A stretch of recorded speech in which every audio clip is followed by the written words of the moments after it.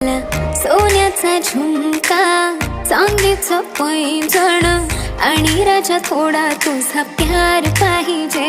मला फिरायला गाडी आणि छोटासा बंगला, सोबतीला सारा परिवार पाहिजे. लागू नाही देणार मी कोणाची नजर, नेहमी तुझ्यासाठी राहीन मी हजर. काही पण सांग तू, काही पण माग, तू होणारी बायको घे डोक्यावर पदर. काहीच विषय नाही ग, होणाऱ्या बाळांची आई ग.